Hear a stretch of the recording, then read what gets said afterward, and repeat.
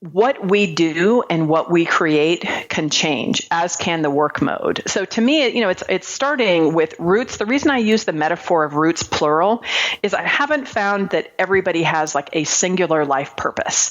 Plenty of people chase after it and beat themselves up because they can't identify what it is. And I think it can often be because at different times in our life, there are different things that have importance. So it's being connected with that deeper mission you have, problems or challenges that you're really eager to solve in a way that gives you direction for how it is that you look at what it is that you want to create.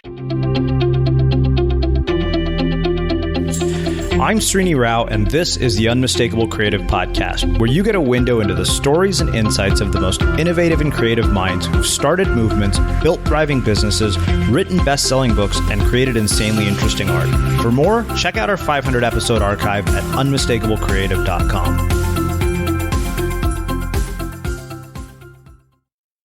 Pam, welcome to the Unmistakable Creative. Thanks so much for taking the time to join us. I am super happy to be here again. Yeah. So you are one of a handful of people who has made multiple appearances on the show, and for good reason. And part of the reason that I wanted to bring you back this time is that you are one of the people that's featured in my new book, An Audience of One, Reclaiming Creativity for Its Own Sake. In a lot of ways, building a body of work is kind of integral to this notion of reclaiming creativity for its own sake. But before we get into all of that, I want to start by asking you, what did your parents do for a living, and what impact did that end up having on the choices that you've made with your life and your career? Ooh, it's a deep question right now.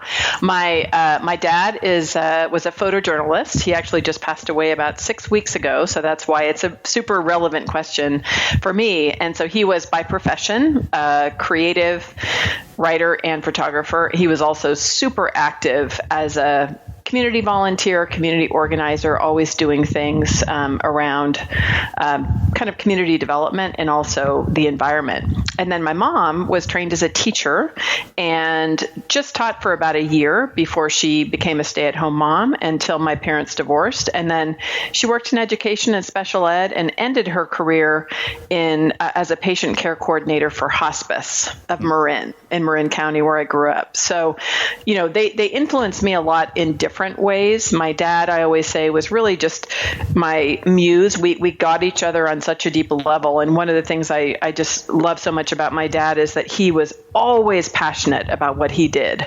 Always. He never lost the joy until he got really sick. Up to recently, he was still doing freelance photography for PG&E, Pacific Gas and Electric, where he worked for years as an employee. So I loved, his love for his craft, his creativity, his connection to community was really huge. And I think for my mom, I do really love, she had such a great focused perspective on parenting, and really, she's a typical mom, right? Kind of always worried that her kids work too much. And actually, she has been very grounding for me in helping me to really recognize that I want to create a business that is somewhat balanced, where I'm not just spending all my time working and really have time to be an active parent, because I love my role as a parent. Mm-hmm. Well, we'll definitely talk about your role as a parent as well. What were some of the early career choices that you made as a result of the influences of both your mom and your father? Early in my career, in college, my degree was in international service and development with a focus in non-formal education in Latin America. So I was driven to travel, not so much from my parents' experience, but I was an exchange student in high school and was just kind of excited by going out in the world. But I think having a career that was focused on engagement in the community was definitely a connection that I had with my dad, because I just always saw him doing things actively in his community. And he was the mayor of San Anselmo, my little town in Marin County where I grew up, in 1971. And he actually started the first curbside recycling program in the state of California, which is kind of a cool thing now. He told the story when I was interviewing him about it, that at the time when he was trying to put the idea through, other fellow council members were like, oh, that's crazy. Like, housewives are never going to wash cans and like separate them from the trash. Now we look at what happens. It was like, Actually, they will, everybody, housewives and everybody else. But, I distinctly remember like walking with my dad around like open space around the hills. He was doing a lot around open space preservation. We always picked up a lot of garbage. He was really big about recycling, and just kind of that orientation toward having a broader view about wanting to have a positive impact in the world. I definitely see, was related to my dad. And then when I got especially my senior year of college, I lived in Bogota, Colombia, and I was doing an internship there. And I had one of those moments. I was working in a daycare center was the project that I was working on. And so there were about 80 little kids, super cute, that I loved, running around. And it was a teacher capacity building program. And I just remember like standing in the middle of the yard thinking, what the hell am I doing here? I'm like 20 years old, white woman from suburban Marin County, California. Like, what in the world do I have to teach folks from here, from the community that have so much more of a nuanced view about what it is that they need than I do?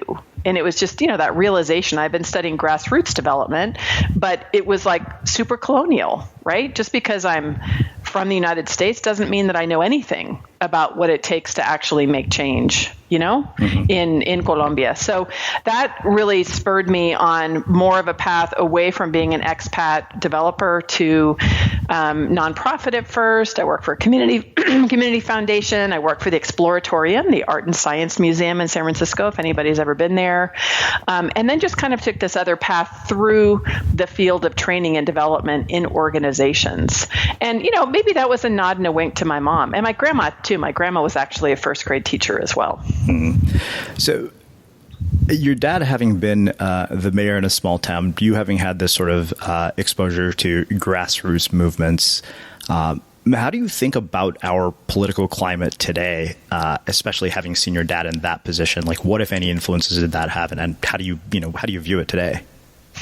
Oh, I see it in a big way today, every day, because I've actually, a couple of years ago, I opened up a brick and mortar small business learning lab in downtown Mesa, Arizona, which is where I live right now.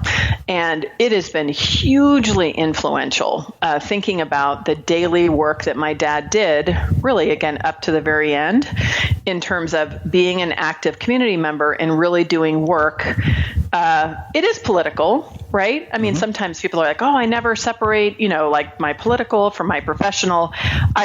I tend to look at it. We certainly have a very stark example today, right, of like a radically different type of political system, right, that's happening where for people who are members of that system, there's huge implications, right, in many terms, in terms of, human rights and safety. But to me, the political aspect of being in a local community and being actively involved in what's happening, in this case in downtown Mesa and with the development here, is recognizing that to make a change, it is literally a day-to-day, walking down the street, getting to know people, sitting down, having conversations. I call it listen first, where really for the first couple of years that we opened here, I wasn't, again, kind of throwing back, right, to my time in Colombia. I wasn't just like landing on the street and opening my door and saying, hey, people who I haven't connected with, this is exactly what you need, right? There was a lot of listening, engaging, figuring out who were the other players here, what were some of the goals that we have in what's happening, downtown with economic development. And that is just quintessentially my dad, like really taking the time to get to know people, pay attention, listen, and then really to do lots of engagement with hosting events, having time to bring people together, creating a very warm, welcoming physical environment where people can gather. And, it's there's a lot that disturbs me about what it is that's going on politically. I didn't really expect that we would end up, like, we're directly involved in some cases. We're the campaign headquarters for my friend Debbie Nez Manuel, who's Navajo and is running for state Senate here in Arizona. So it's great that we can be supporting, her run and provide this space for organizing and things like that. Also for Jen Duff, who's running for city council down here. But to me, it's a lot more where we become aware and connect connected with what's actually happening on a day-to-day basis in our community. How much do we know each other? How can we influence what it is that's happening? Because I think sometimes, I don't know how you feel or your listeners feel, but we can get this overall sense that, all kinds of stuff is happening that's way outside of our control. Mm-hmm. Really terrible things are happening, right, is my view of what it is that's going on right now that's impacting my family, my closest friends, my extended community. And we can feel like there is nothing that we can do to influence it. And I just heartily disagree, because there are all kinds of decisions that are being made on a daily basis that happen sometimes like within our local communities. We can be part of that discussion. We can get to know the players. We don't have to agree with everybody, but we can figure out concrete ways in which we can step in and make a difference. And that's been a really energizing experience for me. Wow. It's interesting as I'm hearing you say that. I can't help but think of I don't know if you saw it, David Letterman interviewed Barack Obama on his new Netflix show. And one of the things that struck me most in that conversation was when Barack Obama said, we have one of the lowest voting rates of any democracy on the entire planet, which is really strange considering that's kind of what we're known for. Mm-hmm. And it's a bizarre paradox. And, I think I kind of thought kind of the same way that like probably other people do. It's like, wow, what control do I have over this? But mm-hmm. I think the other question that comes from me, and this is something that I've become much more aware of, both as somebody who creates media and consumes it. How do you think about getting back to a place of truth in a media environment that's incredibly divisive? Because I've heard that literally if you consume Fox News, you have one version of reality. If you listen to NPR, you have another version of reality. And it's such a deeply ingrained reality that it's hard to believe that the other side believes the other thing. It's true. And it's always been true. Right? Like media and storytelling and what questions we choose to ask and what we don't choose to ask and what we move forward is always part of how it is that we create reality. You look at education throughout the centuries, right? Being a parent, I pay attention. And my husband's Navajo, as you know, right? Mm-hmm. So our kids are Navajo and Anglo. So it's super fascinating. There is a clear point of view, very disturbing point of view sometimes, right? In terms of how it is that history is told. And so in some ways, this is not anything new. We're becoming hyper aware of it, I think, fueled by our understanding of how spin happens. Mm-hmm. And so to me, it does go back overall to building and sharing perspectives and narratives that really are based on some of the hardcore, journalistic principles. As I said, my dad was a journalist. My sister is a writer and an editor and really kind of lives by those principles. And I think we can influence by sharing, information that's really thoughtful, by researching sources, by giving attribution to, being thoughtful about how it is that we show up, how we can make our point of view very clear and bring it forward as opposed to pretending it doesn't exist. And I think also in creating content that is something that is very clear and powerful, right? That's really following what it is that we want to see in journalism. I do feel this is not based on some intense analysis, of trends, but I tend to feel maybe being, a business coach for so long, really working on the human side of business. Now, here's an example of my clear point of view. Okay. A clear point of view that I have is when you are operating from a perspective of knowingly not facing the nuances and the, grayness and the humanness of discourse. When you're just making something that is really just surface level, and it's really a cop-out, right? All of this people are wrong, or, everything about this, administration is this way, or, all liberals are so-and-so. I saw a bumper sticker from one of my neighbors around the corner that was Red for Ed, which was a big initiative we had here in Arizona to get more pay for teachers. It said, Red for Ed is a Marxist conspiracy. And I was okay, right? That's a point of view. It's really a cop-out, right? That as a person when you're taking the easy way out and you aren't stopping and really letting yourself have a deep, thoughtful conversation and connecting with somebody. We know that. We know that in our bodies. I think we know when we're doing it, right? When we're blowing smoke, pretending to have all the answers. Starting a business is super simple. It's easy. Like, I could spout that all day. I probably would make 10 times as much money as I do now, right? Yeah. If I chose to kind of go that route. I've always chosen the more nuanced, like difficult, for me, truthful route of really talking about the things that are deeper. In some cases, to me, around some of the issues that we're talking about today, there's no complexity, right? I will say, as the point of view, it is wrong that we are totally dehumanizing individuals, right? Putting children in cages, having exceptionally inflammatory language that we use around brown people, right? Or LGBTQ or whatever, right? Kind of a group that we're talking about. But I think that there are always helpers, as Mr. Rogers was saying, right, that are in various parts of society who are working on making longer-term systemic change in the way that they have focus and expertise. So for me, I'm a community builder. I'm a storyteller. I like to be creating, helpful, useful information, real stories of real people that bring through the reality, of the human experience as I see it and experience it. And also in a way that's really useful. Like, I don't want people building businesses that are built on nothing, right? Cotton candy.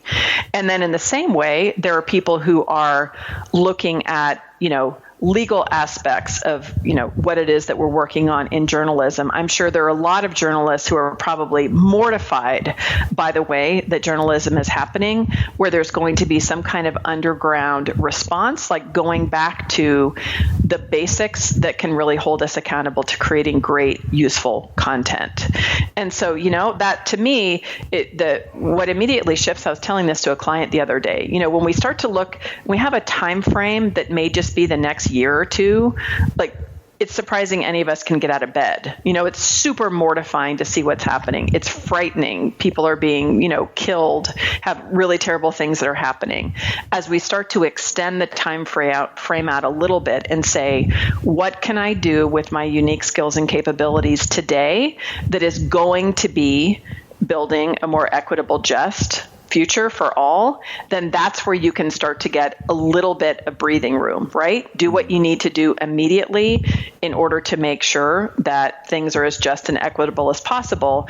But then I know for me, like when I look at my core area of passion, which is in economic equity and really building the leadership capacity of people who might feel the most marginalized, right, in a community, that is work that takes time to do.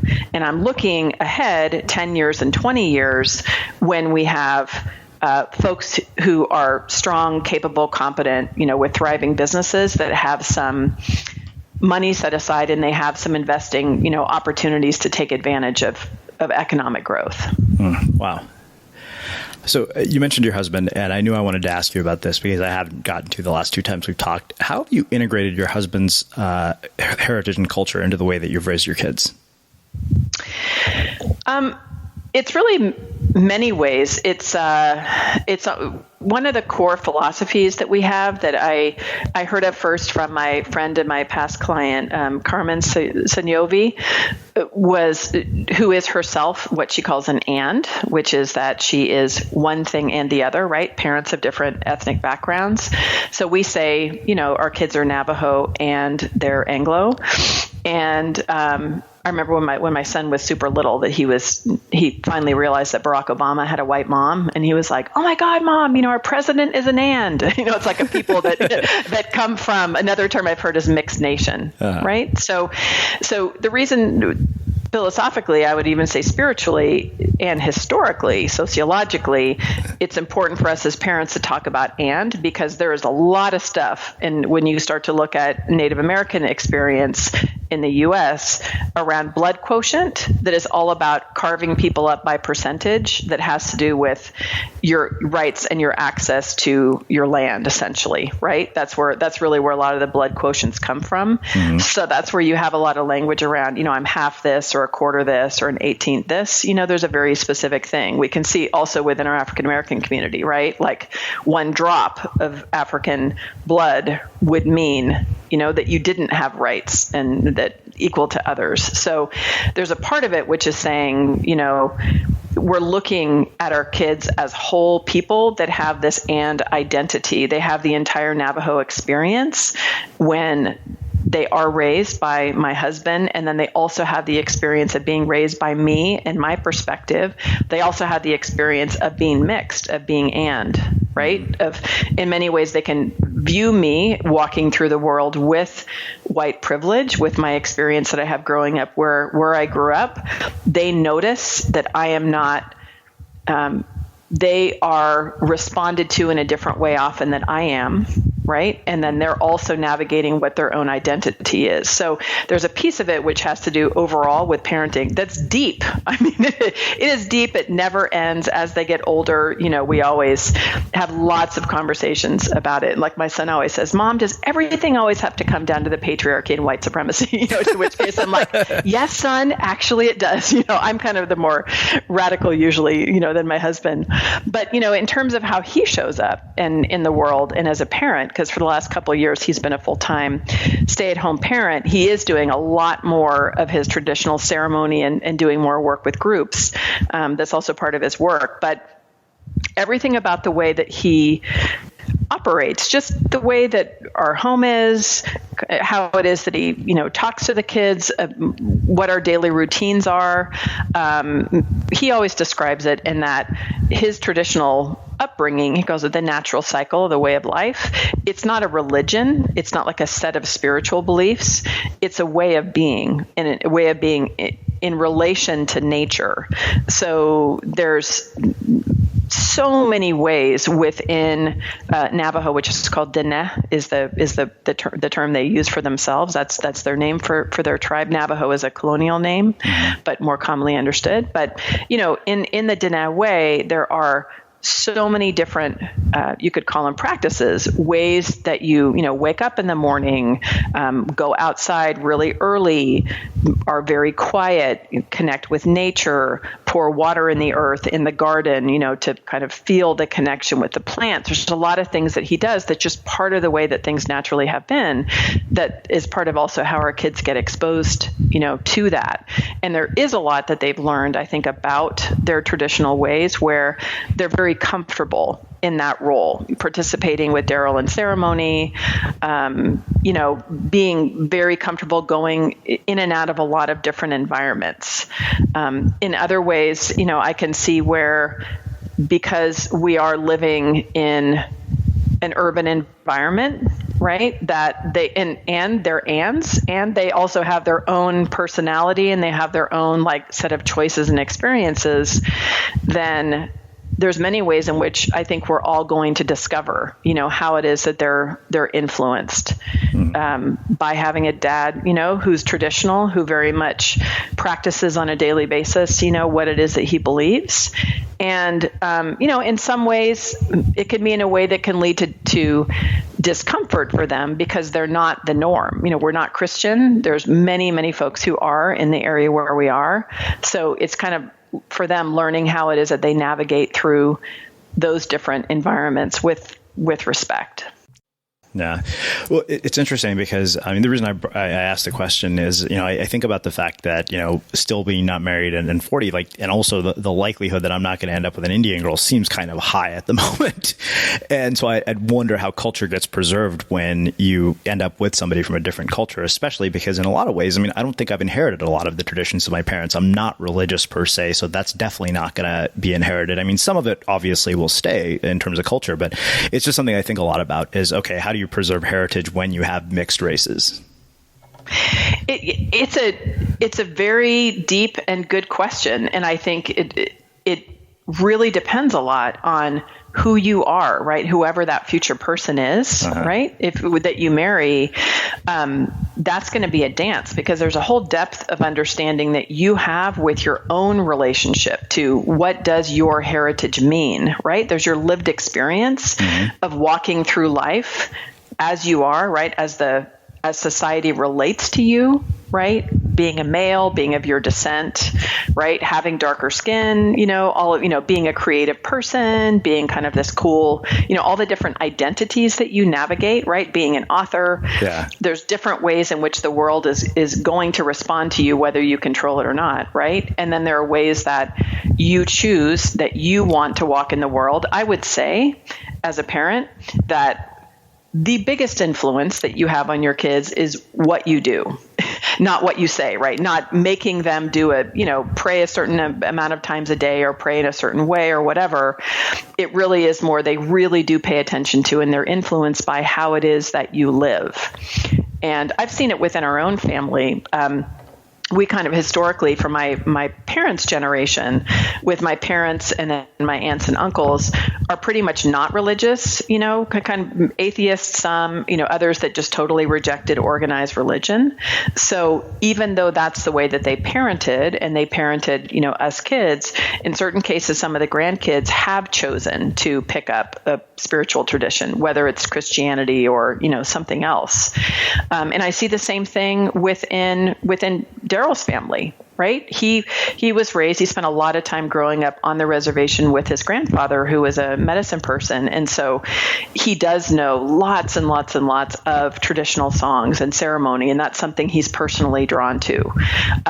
Some of his siblings have a different experience, right? Where they have that as part of their own childhood and really positive memories, but they don't necessarily do that in their day-to-day life with their kids. So it's a decision, I think, that you can make that really goes back to you understanding who are you, what is your identity, what are practices that make you feel happy and healthy and fulfilled, right? And bring you joy and bring your family joy. And then by nature of having differences, there definitely are going to be points of conflict for sure. Yeah. And then I think that's about, in your relationship with each other, how it is that you choose to deal with it. I feel like I've been really lucky, and that Daryl is such an open-minded and thoughtful person. Thank God, because I can be a handful, sometimes, like as I just have recognized, and now it's been about 15 years that we've been together, that I like all the assumptions that I make, and I can kind of roll into a situation and feel like I know, what the answer is. And he's really helped me to see and step back and kind of look at the layers. But, early on we had, when Josh, our son, was in preschool, he has long hair like his dad and like his older brother. And he was getting teased all the time. Kids were pulling it. They were calling him a girl, and he was really bothered by it. And so he said he came home from school one day and said he wanted to cut his hair. And that's a really big deal. That traditional Navajo men keep their hair long. It's their wisdom. It's their strength. And so I, of course, was concerned when you hear that your kid is being bullied. And part of the thought that I have overall is about, having sovereignty over your body, making choices. There was one side that I felt with that. I also realized, if you look historically, colonially, that was one of the first ways in which domination and oppression happened, was when many Native kids were kidnapped, literally, like taken from their parents' arms, much like we're seeing today, right? And moved into boarding schools. They cut their hair. They prohibited them from speaking their language or having any of their traditional ways of praying. And so we had months of conversation. I talked to all of my Navajo sisters-in-law and, all the females. I talked to the males, and Daryl was really adamant. He did not want him to cut his hair at all. And it really was, it was a very emotional thing that we talked about for a long time. We ultimately let Josh make the decision, and he decided not to cut it. And then after he decided not to cut it, I think he did definitely claim that, and has really been proud ever since. We actually just produced this really cool event here in Arizona, in Phoenix, a couple of weeks ago, called Boys with Braids, which is an event all for men and boys with long hair. And Josh was actually on a youth panel, talking about his experience of growing up with long hair. Wow. So I don't know about you, but vacuuming is not one of those things that I ever look forward to doing. But as you know, your environment has a huge impact on your creativity. So I still like it to be clean wherever I'm living and working. But now it doesn't have to be something that you deal with. If you're like me and you grew up in the 80s, you probably fantasized about the day when cleaning your house would be like it was for the Jetsons, meaning you don't have to lift a finger. Well, the good news is that we're already kind of living in that future. And the easiest way to make sure your floors are clean every day is with the iRobot Roomba Robot Vacuum. It cleans up after itself. The Clean Base automatic dirt disposal takes convenience to a new level, automatically empties its own bin into an allergen lock bag that holds 60 days of debris and traps 99% of pollen, mold, and dust mites, so you can forget about vacuuming for months at a time. Let the Roomba clean for you instead. It learns your home, finds dirt, and empties itself on its own. It's got powerful cleaning performance made effortless. Remember, if it's not from iRobot, it's not a Roomba. To learn more, go to irobot.com/unmistakable. Wow. It's interesting that you brought up the dance. I remember, I was on a date with some girl here in Encinitas at a wine bar, and I texted her and I said, I'll be easy to find. I'm the only brown person you'll see. And she thought that was offensive. And I was amused by that because to me it was funny, but I also got the sense that, okay, wait a minute, you'll never understand that. Like, to me, this is the reality that I live in. When you're in a town where I live in, kind of like North County, San Diego, I am literally the only brown person almost everywhere I go. The other thing that struck me as really interesting when you talked about the panel and your son not cutting his hair is the fact that you have taught him to take pride in his heritage and culture. And I can tell you that growing up as an Indian kid in a small Texas town, I struggled with that tremendously. I didn't like it when my parents came to school because I was embarrassed by their accents. It was one of those things. And I wonder, for people who have kids who are growing up in different heritages, maybe they're immigrants, maybe they're mixed race kids. How do they instill a sense of pride in their kids' heritage for their kids? I think it goes back to the foundation that I was talking about before. I think a huge influence for our kids is in how it is that they see their dad walk through the world, right? Daryl is very proud of who he is. He carries himself that way. He is used to taking, all kinds of prejudice and abuse and things like that, just as he walks through the world. And so he is very clear, like he doesn't react to it. He doesn't hook into it. And I think that's a really positive example that they have, that they see in their dad. It's interesting when you think about it in the role of a parent and really what ultimately are you trying to develop in your kids? And it gets super meta, right? Because my kids will tell you very clearly their dad has embarrassed them a lot. Their mom has embarrassed them a lot, right? Being like the extroverted life coach, right? Getting to know everybody. Like there's a lot of things I know about how we might show up in the world, really clear and confident in who we are, and in some cases not really caring, what people say. I don't mean that like we're rolling over people, right? But it's like, so what? So I can sense that it might be embarrassing to you that your dad speaks differently than others, or that he might, spend a lot of time explaining about his traditional ways when we're in a like super Christian environment where some people may not be interested in that, right? And they kind of see things like that. But ultimately as parents, what are we really trying to teach our kids? Are we teaching them to totally avoid discomfort? In which case, good luck. Right? Because it's part of life. The other thing is when you start to look at legacy and building change, and it goes back to this, the concrete example of cutting hair, is it the right thing to teach that we will conform to be a totally acceptable version of what won't embarrass you at school that really is an acceptable version for the dominant culture that, generally tends to be like white and male, right? And, in the part of the world where we lived, to be heavily Christian. And not that there's anything wrong with any of those factors, right? But there's an overwhelming narrative of if you are not that, then something is wrong with you. And so there's a part of it that's liberating. It's helping kids to develop a comfort with saying, it is okay. People can directly look at you and say, you're a total weirdo, or like, why does your father have an accent? And Daryl does have an accent. I mean, Diné was his first language. Like he until he was 12 years old, he didn't really use English that much. And a lot of people don't even get that, right? Mm-hmm. Even people who should know in the state of Arizona.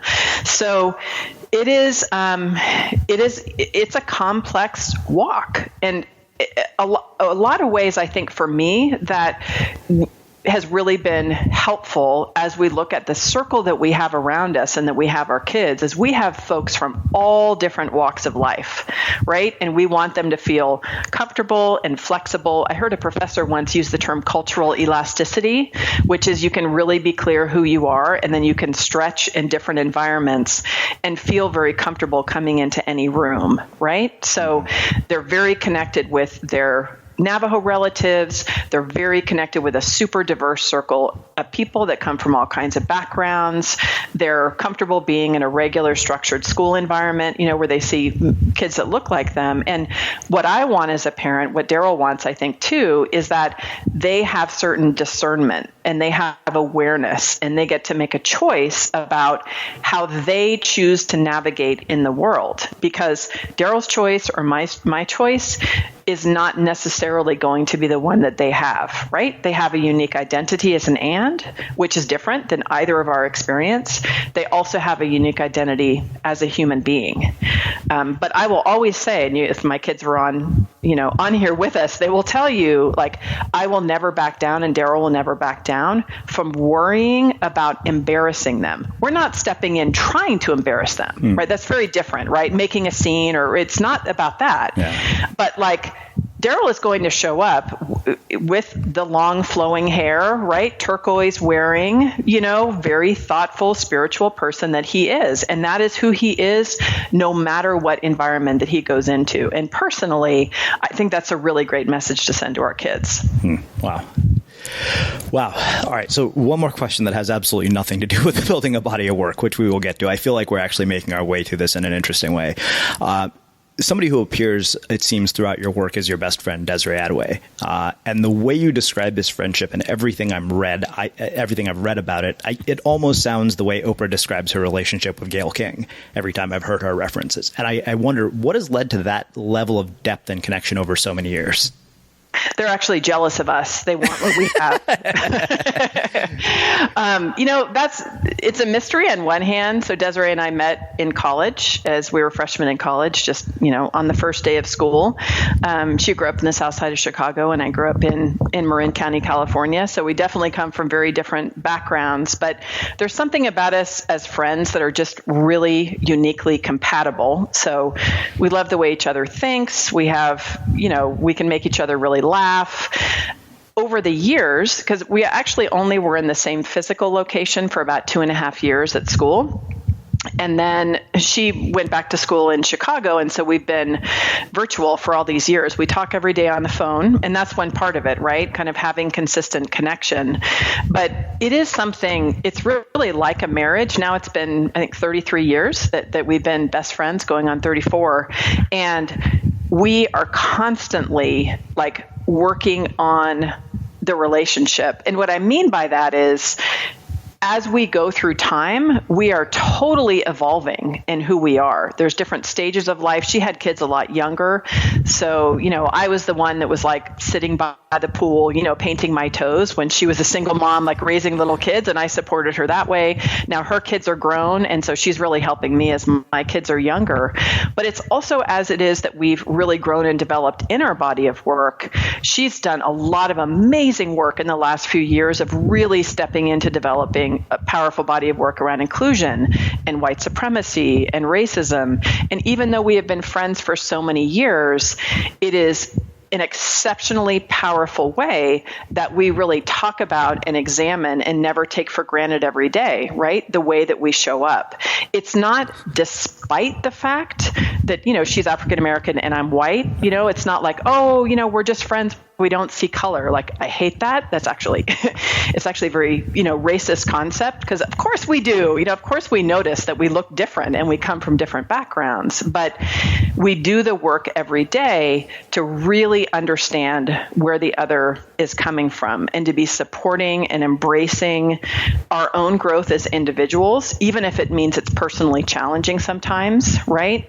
We call each other on our stuff, and we're very honest with each other, and I think from that, it's like when you really do that deep work and you acknowledge the ways that you are different and your lived experience is different, then you get that wonderful connection that we all want with each other, right? Which is like that underlying feeling of deep, unconditional love, right? Just joy at that person and, kind of the spirit of the person. But to me, it's a really important distinction, especially when you start to talk about cross-cultural relationships or, coming from different economic backgrounds.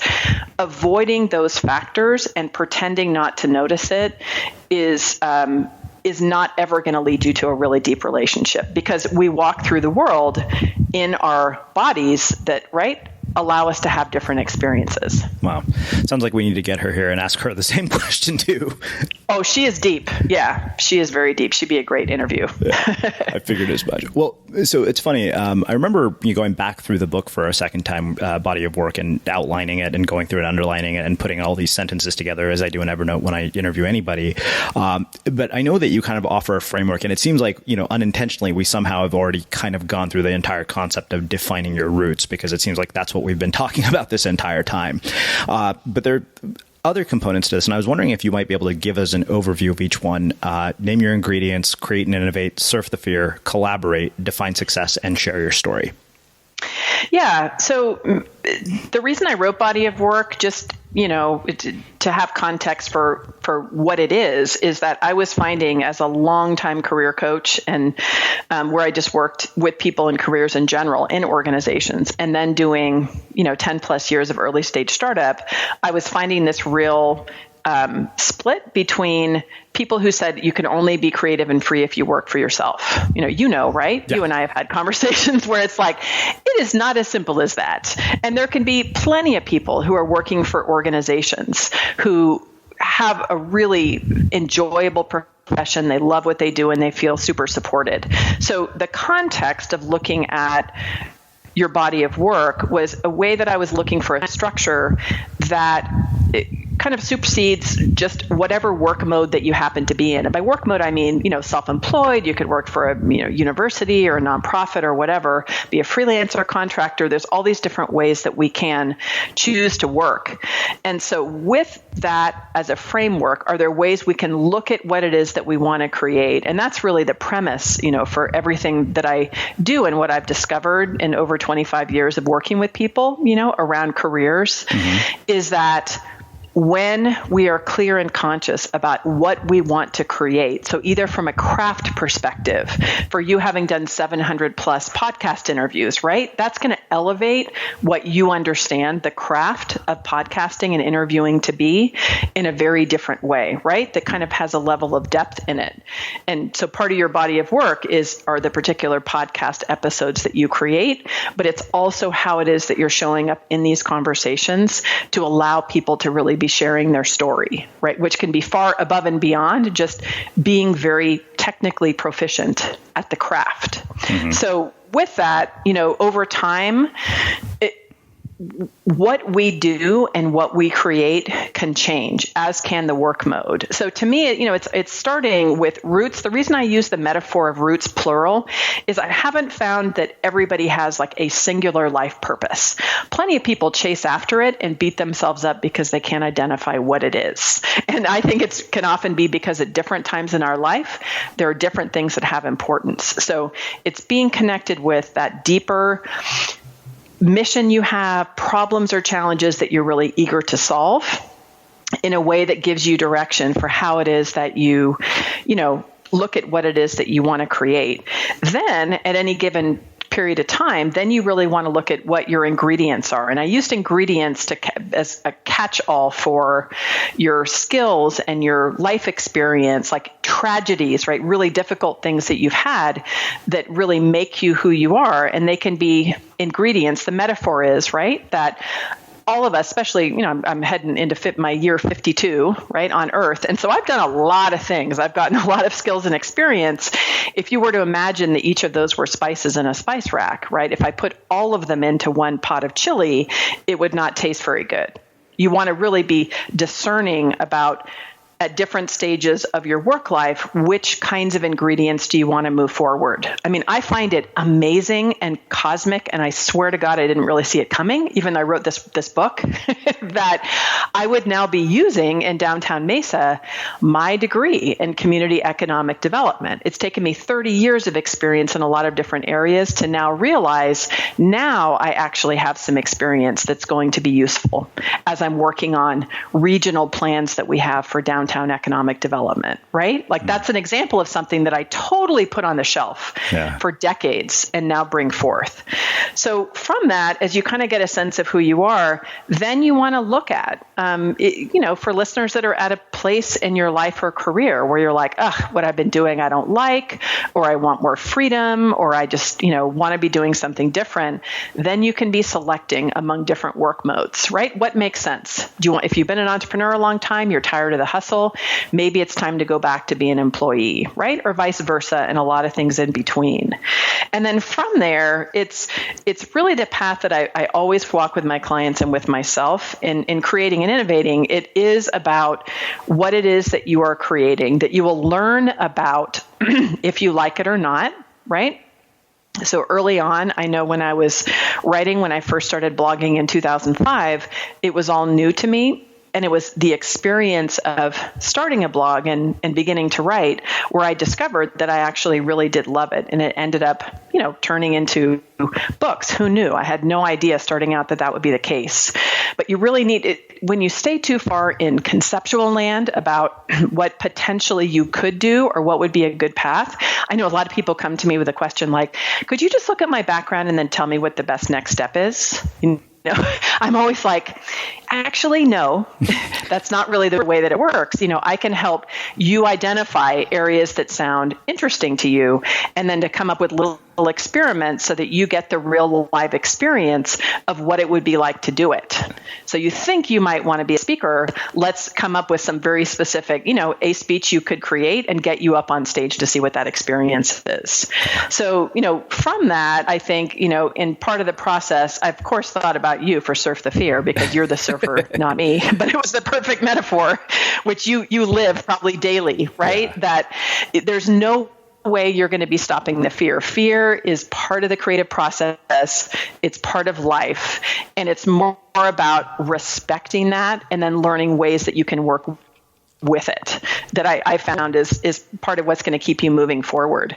And then, collaboration, I have a very strong point of view that we need each other. Our work is not done in a vacuum. Actually, the next book ideas I'm working on is kind of looking at the difference between building an empire and really participating in an ecosystem where you're part of a bigger ecosystem that's helping the people who you want to help, right, get work done. I think that's actually more like what it is that the world is like, but we've all been trained to think in empires. So who you have around you, who you learn from, how you collaborate is a big part in you getting your work out. And then finally, the last couple of pieces are in being conscious and deliberate about how it is that you do define success, because I have talked to super rich people who were super unhappy. I've talked to super rich people who are super happy, right? And everything in between. You want to be really deliberate about actually what success means to you. And this is another example where you often don't know until you test and try. Right? You have a goal to say, how does it feel to be a published author? Do I feel the way that I thought I was going to feel? What is meaningful success? Yeah. And then sharing your story in the world that we live in. And with work constantly changing, where we're constantly needing to pitch for something, right? You're pitching for a job or a promotion, or you're doing crowdfunding, or you have some kind of offering out there. You want to get people to subscribe and listen to your podcast, right? We're always needing to tell the story about why it is that somebody would be interested in working with us, right? Essentially. And so this part of sharing your story is something in the old days, right? In kind of past generations, you wanted to find a way to make all of your experiences and your ingredients coherent in your resume. And I've just experienced in so many years, people are, by force or by choice, people are doing so many things that like that document won't really speak for itself. You want to be changing that conversation a little bit in how it is that you show up in the stories you tell based on the audience who you're in front of. And it's not to say it's not helpful. It's super helpful to have a well-crafted LinkedIn profile description, right? That makes things easier. But it's just to recognize that you could be pitching to and engage with some very different audiences. And so you need to have the skill to choose the type of stories that will connect with an audience based on who you're talking to. Wow. A couple more questions. Has your own personal definition of success changed with age and having been through all the experiences that you have? And why do people who are not rich think that getting rich will make them happy? And why is it that often the people who tell you getting rich will make you happy are the ones who have plenty of money? Yeah, I mean, I think for my own definition of success, to answer the first part, it's the definition I gave in Body of Work is a core thing for me is to enjoy my life while I am living it. And that's kind of a layered thing. In order for that to happen, I really have to enjoy what it is that I'm doing and who I'm doing it with, and really looking at the fact that it has an impact. But I don't want to walk through the world like looking ahead where I'm going to suffer and be stressed out all the time, and then at some future point have a payoff. I want to be more like my dad. Like every moment when he woke up every day and picked up this camera, he was super excited to go take a great photo, right? He was totally excited about listening to folks he was interviewing for a story and like loved the craft of putting it together. So to me, there's a big part of that hasn't changed. I think one thing that's been interesting as I've gotten older, and one of the things I love about getting older, is I do really see that expanded success of really helping to be building the capacity of the next generation. And I think my eye for what I want to focus on has definitely expanded. I'm always super excited, and I'm really driven by, I say, the success of my clients. It's not, to be a healthy coach, it's not like I can only be happy, right, when they're meeting every single one of their goals, because that's for them to decide, right? I can support them as best possible. But when people that I'm working with are thriving and they're creating great work and they're feeling really good about what they're doing, that makes me feel super successful. As we're creating this new vision for what we're doing here at the Main Street Learning Lab and some of the bigger like economic development initiatives, is where I realize like we can be putting things in place here for how we approach very inclusive, equitable community development that can be a model for other people. Right? I can be, through choosing to live every day to my best ability to be an ethical person, right? Who is honest in business dealings and really believes in delivering great quality work, that's part of my responsibility as a mentor to peers and to other people who are younger, who are coming up behind me, right? It's important to do that. It's important to be showing up and participating in a way that is going to be a good model for others as a leader. So, I think a lot of the core elements are there, but it's just expanded. Mm-hmm. And then what was the second part of the question again? Why is success. The rich, they're thinking that like one thing will be the answer to everything. It actually, I think, really exemplifies how important it is to actually spend thoughtful reflection and then testing out that experience in recognizing the things that actually make you happy. So for some people, like the acquisition of wealth or really expanding in business, like is tied to a whole bunch of really deep joy that has to do with, loving business and being excited by, business success and having resources as a way to really make a bigger impact. And right, there's a lot of things that for certain people are really tied to what will create true happiness for them. And then for other people, they can be driven because they think they should do that, because they're trying to overcome. All of us have our childhood wounds, right? Like it's part of being a kid, saving already for my kids' therapy. It's like like all of us are going to be screwed up in one way or another, right? So a lot of what I see in people who are striving for success is because they're looking for a model outside of them, right? That somebody has an answer that says you will be successful when. And that's why I just think it's critical that we do our own reflection, pay attention to it, document it over time, so we do notice the parts that are really making us feel ecstatic. To me, community building, like connecting great people with each other, building these threads in a community, beginning to see like real work, real relationships taking root. Those are things I know that are like legacy success. It makes me joyfully, ecstatically happy. I also know that I don't like not having money, like worrying about how it is that I'm going to be paying the rent, right? Or paying the mortgage. I like to have that sustainability so I can stay in that zone. So that's, I think, for each of us to define. And the only way is if you test it and try it, right? If you're only going to be happy making $10 million, then put your efforts toward designing a way to make that happen, and then check in and let us know how it worked out. Yeah.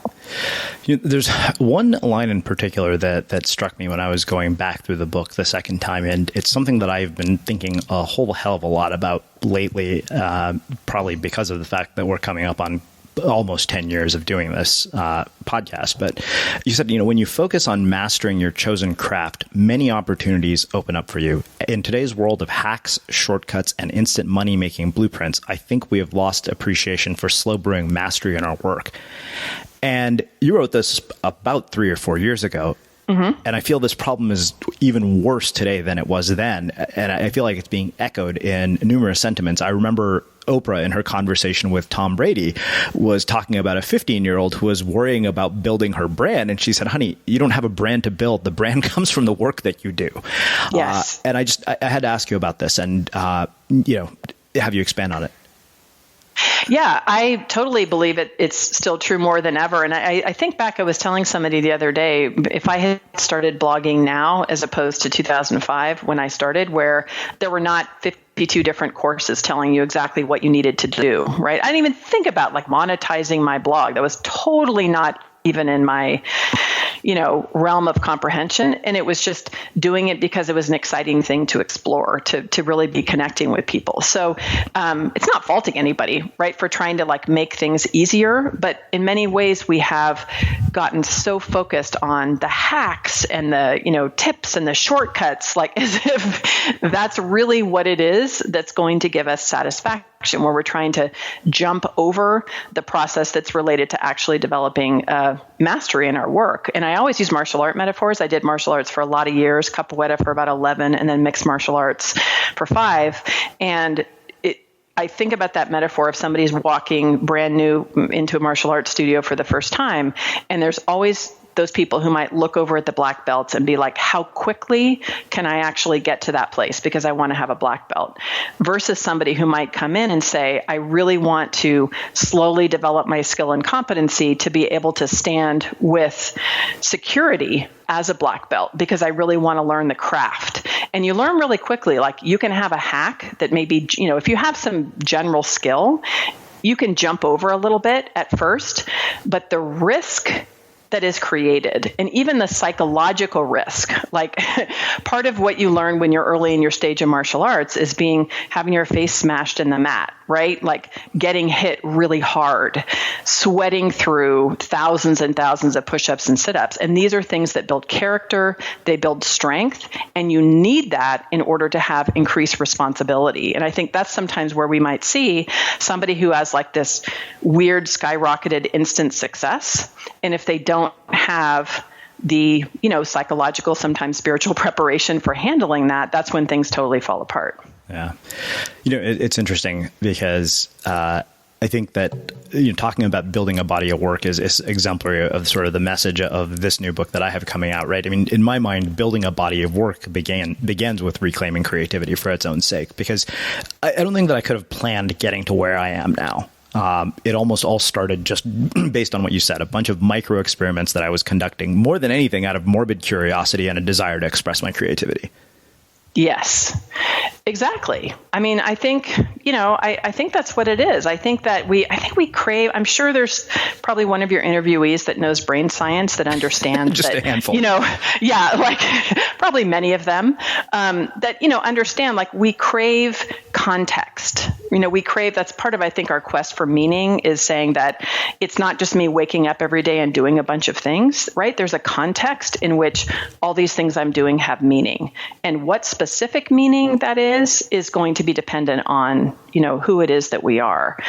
But it's really enjoyable. Also, to give yourself permission to say you might have done something for a really long period of time and you can do something totally different. Like the pivots I've seen people make over the years are astounding.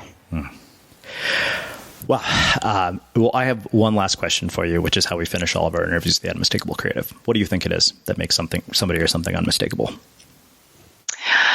Being fully, totally connected with the truth of who it is that they are and choosing to live despite the discomfort with all of that truth.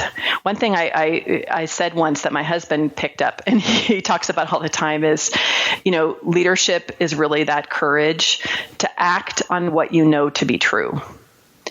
And when you do that, because each truth is going to be very distinct and unmistakable, then that means you're going to have a really unique footprint. And people feel it. They feel that it really is your authentic footprint. Well, I think that makes a really fitting end to our conversation. Where can people find out more about you, your work, and everything else you're up to? PamelaSlim.com. Awesome. And for everybody listening, we'll wrap the show with that. Thank you for listening to this episode of the Unmistakable Creative Podcast. While you were listening, were there any moments you found fascinating, inspiring, instructive, maybe even heartwarming? Can you think of anyone, a friend or a family member who would appreciate this moment? If so, take a second and share today's episode with that one person, because good ideas and messages are meant to be shared.